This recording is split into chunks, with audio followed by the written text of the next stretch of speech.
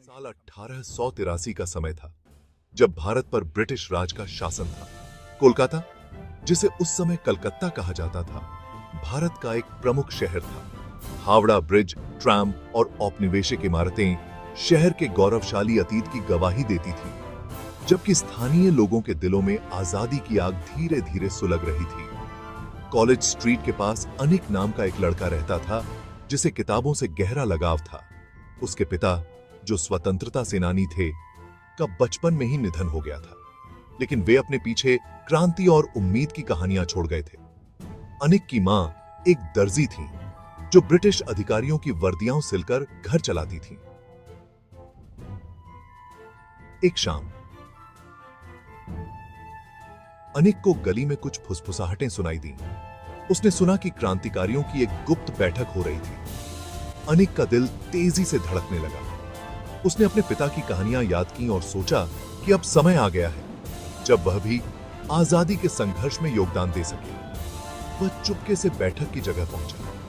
वहां बड़े नेता एक योजना बना रहे थे, कोलकाता के प्रमुख स्थानों पर विरोध प्रदर्शन का आयोजन करने की। अनिक ने बहादुरी से कहा, मुझे भी कुछ काम दीजिए। मैं छोटा हूं, लेकिन आजादी के लिए कुछ भी कर सकता हूं। नेताओं ने उसकी उत्सुकता देखी और उसे एक महत्वपूर्ण काम सौंपा। उसे शहर के प्रमुख स्थानों पर लालटेन जलाकर संकेत देना था कि विद्रोह शुरू हो चुका है। रात के अंधेरे में अनिक ने हावड़ा ब्रिज के पास पहली लालटेन जलाई। लालटेन की रोशनी कोलकाता की सड़कों पर फैल गई और इसके साथ ही आजादी की आवाज भी। अगले दिन जब ब्रिटिश अधिकारी जागे, उन्होंने कोलकाता के हर कोने में जलती लालटेनें देखी। यह उस आग का प्रतीक था जो अब बुझने वाली नहीं थी। अनिक की उस एक रात की बहादुरी ने कोलकाता के क्रांतिकारियों को नई ऊर्जा दी और शहर की गलियों में आजादी की चिंगारी और भड़क उठी। Credits written by Just hit that subscribe button and never miss out on the latest adventures.